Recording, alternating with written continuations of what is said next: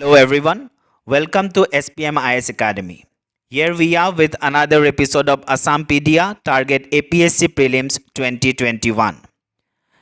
As you all know, the form fill up has been started for APSC Prelims and we are pleased to inform you that SPM IS Academy has launched a crash course for APSC Prelims. Right? So for more details about this course, you can contact at the number given here. Now, in our last episode of Assampedia, we discussed about the Assam Accord. The Assam Accord, which was signed in 1985 and which ended the 6-year-long Assam agitation. Assam আন্দোলন যোনটো 1979ত start হৈছিলে 6 বছৰ পিছত 1985ত সেই অসম আন্দোলনৰ অন্ত পৰে আৰু 1985ত অসম চুক্তিখন স্বাক্ষৰ কৰা হয় right Assam Accord was signed in 1985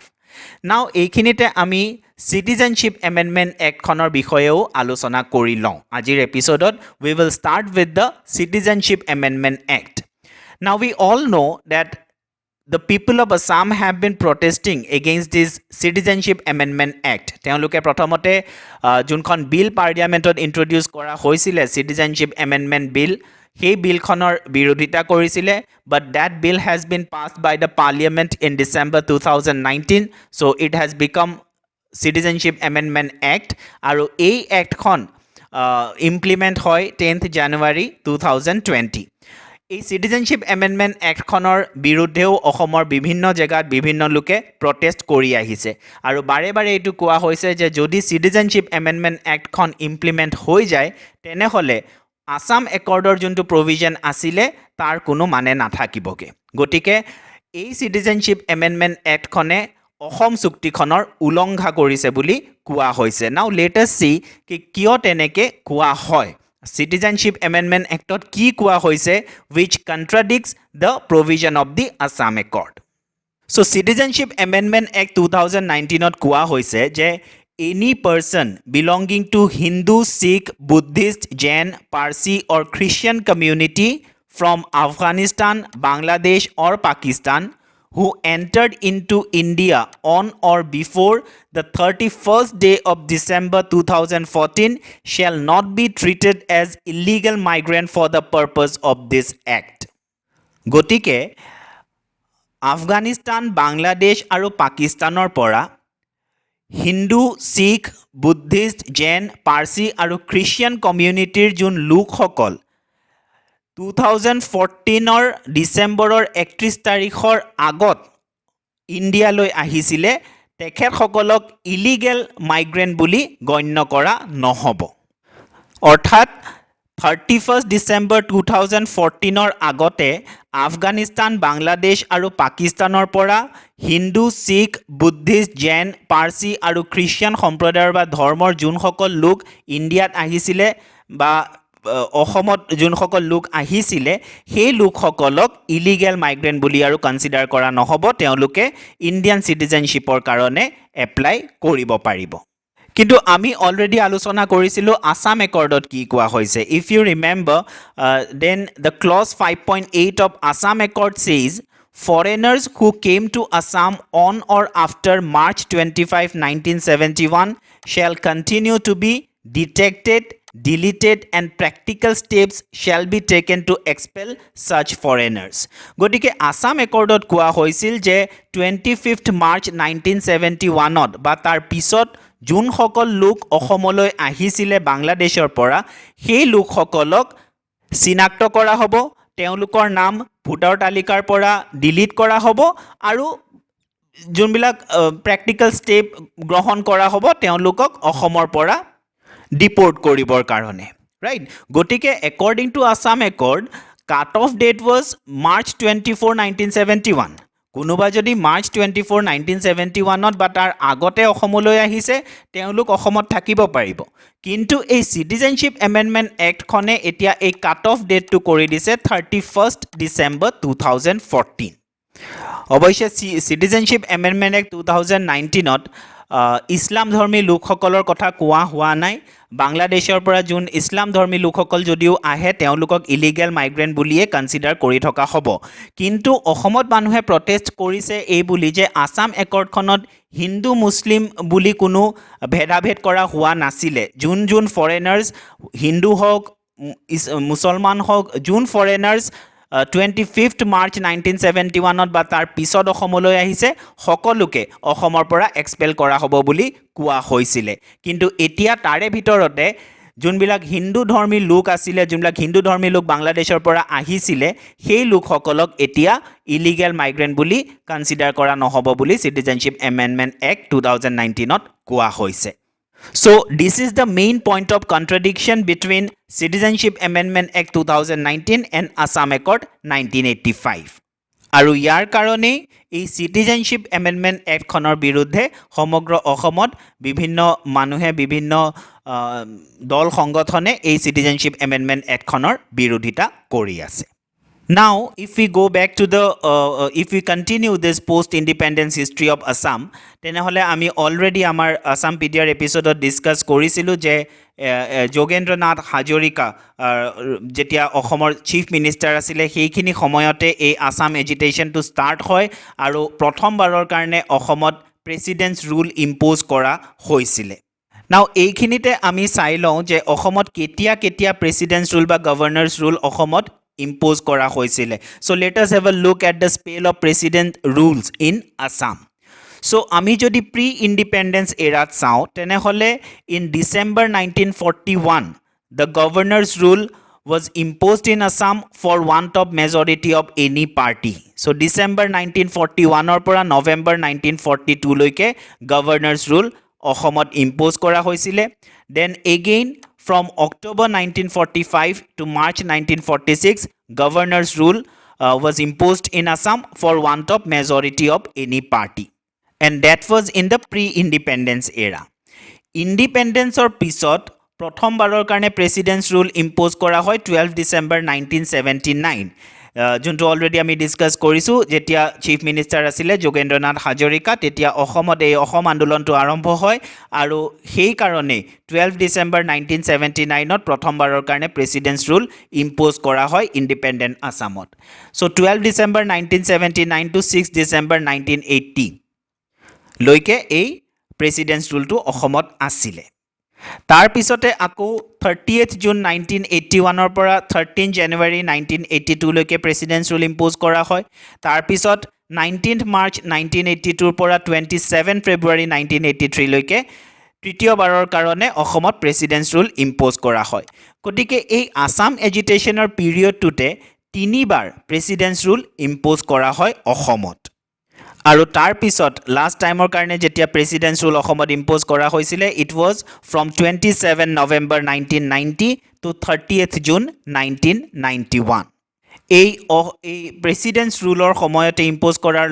সময়ত বা এই অসম আন্দোলন চলি থকাৰ সময়তে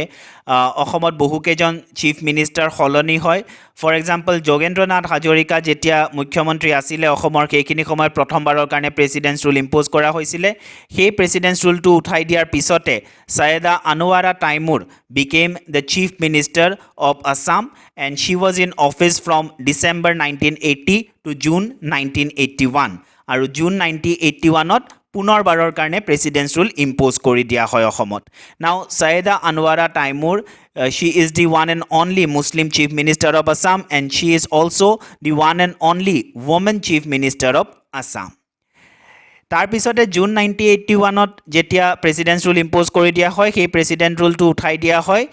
অন 13 জানুৱাৰী 1982 তেতিয়া আকৌ মুখ্যমন্ত্ৰী সলনি হয় আৰু এইবাৰ মুখ্যমন্ত্ৰী হয় কেশৱ চন্দ্ৰ Gogoi So, Keshav Chandra Gogoi was in office from January 1982 to March 1982. And former Chief Justice of India, Ranjan Gogoi, is the son of Keshav Chandra Gogoi, who was the Chief Minister of Assam from January 1982 to March 1982. March 1982 পুনৰবাৰৰ কাৰণে প্ৰেচিডেন্টছ rule impose কৰা হয় আৰু তাৰ পিছত প্ৰেচিডেন্টছ rule উঠাই দিয়া হয় on 27 February 1983. Then, in the election held in 1983, again Congress formed the government under Hiteshwar Shoikia. তো সেই অসম আন্দোলন চলি থকা সময়তে 1983 যোনটো ইলেকশ্যন হয় সেইখিনি সময়ত যোনখিনি সময়ত অসম আন্দোলন this Assam movement was at its peak সেইখিনি সময়তে অসমত ইলেকশ্যন কণ্ডাক্ট কৰা হয় ইন 1983 আৰু সেই ইলেকশ্যনত Congress succeeded in forming the government under Hiteshwar Shoikia. Then in 1985, Assam Accord was signed and election was conducted in 1985. And in 1985 election, for the first time in the history of Assam, Assam Gana Parishad, a regional party, formed the government under Prafullo Kumar Mohanto. So প্ৰথমবাৰৰ বাবে অসমত এটা আঞ্চলিক পাৰ্টিয়ে government form কৰিবৰ কাৰণে সক্ষম হয় আৰু অসম গণ পৰিষদ এই ৰিজনেল পাৰ্টিটোৱে গভৰ্ণমেণ্ট ফৰ্ম কৰে under Prafulla Kumar Mahanta who was an important leader of the Assam এজিটেশ্যন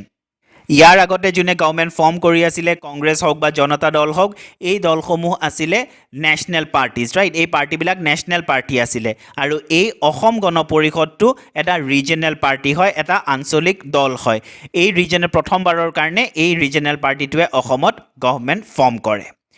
then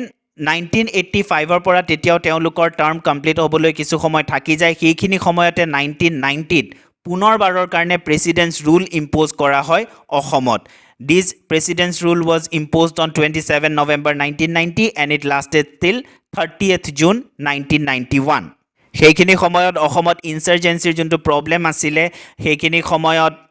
আলফাৰ যোনটো প্ৰব্লেম অসমে ফেচ কৰি আছিলে তাৰ পৰিপ্ৰেক্ষিততে তাৰ কাৰণে অসমত প্ৰেচিডেণ্টছ ৰুল পুনৰবাৰ ইম্প'জ কৰা হয় in 1990 then in 1991 the election was conducted and this time again the Congress formed the government under Hiteshwar Shoikia as the chief minister গতিকে 1985ৰ পৰা 1990 লৈকে অসম গণ পৰিষদৰ গভৰ্ণমেণ্ট থাকে অসম গণ পৰিষদে গভৰ্ণমেণ্ট ফৰ্ম কৰে কিন্তু তাৰ নেক্সট ইলেকশ্যনতে ইন 1991 পুনৰবাৰ কংগ্ৰেছ পাৰ্টিয়ে অসমত গভৰ্ণমেণ্ট ফৰ্ম কৰিবলৈ সক্ষম হয় under Hiteswar Saikia as the chief minister then again in 1996 5 বছৰ পিছত 1996ত আকৌ ইলেকশ্যন হয় আৰু তাৰ ঠিক আগে আগে Hiteswar Saikia died on 22 April 1996 তাৰপিছত কিছুদিনৰ কাৰণে doctor Bhumidhar Barman took charge as the acting chief minister of Assam so' 1996ত এনেও ইলেকশ্যন হোৱাৰ কথা আছিলে 5 বছৰ পিছত ৰাইট কিন্তু সেইখিনি সময়তে হিতেশ্বৰ শইকীয়াৰ মৃত্যু হয় সেই তাৰপিছত কিছুদিনৰ কাৰণে doctor Bhumidhar Barman acting chief minister হিচাপে থাকে 1996ৰ ইলেকশ্যনত AGP পুনৰবাৰ পাৱাৰত আহে In 1996, AGP again formed the government led by Prafullo Kumar Mohanto. So, 1996ত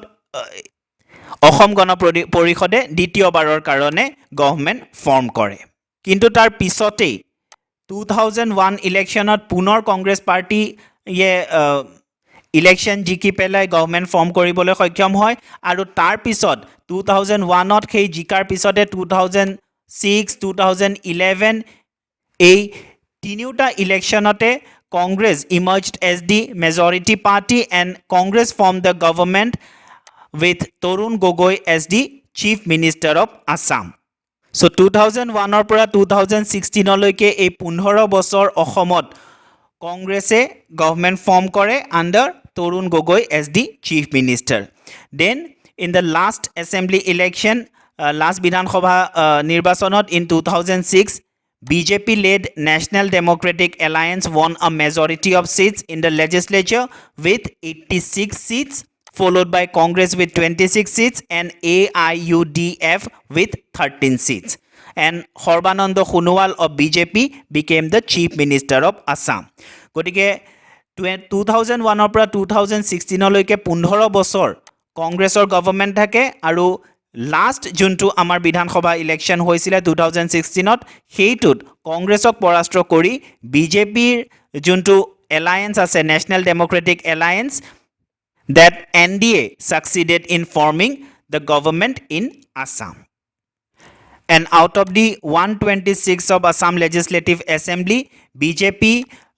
had 60 seats, Congress 26, AIUDF 13, AGP 14 and BPF 12. So 2016 এই বিধানসভা ইলেকশ্যনৰ পিছত এই টাৰ্মটো নেক্সট ইয়াৰ কমপ্লিট হ'ব আৰু 2021ত আমাৰ আকৌ বিধানসভা নিৰ্বাচন হ'ব.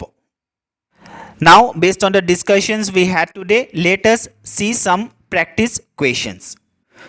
Question number 1. Who was the first woman chief minister of Assam? Your options are Renuka Devi Borkotoki, Sayeda Anwara Taimur, Puspalata Das, and Bijoya Chakravarti. Question number 2. President's rule was imposed in Assam for the first time in, your options are 1975, 1977, 1979, 1982. Question number 3. Cut-off date considered in Assam Accord 1985 to detect, delete and expel the illegal migrants from Assam is, your options are 1st January 1951, 24th March 1966, 1st January 1971 and 24th March 1971. Question number 4. Former Chief Justice of India Ranjan Gogoi is the son of which of the following Chief Ministers of Assam? Your options are Torun Gogoi, Shanti Priya Gogoi, Nobin Chandra Gogoi, Keshav Chandra Gogoi. So that is all for today. In our next episode, we will discuss about Assam Legislative Assembly, its history and development. Right? So that is all for today. Thank you.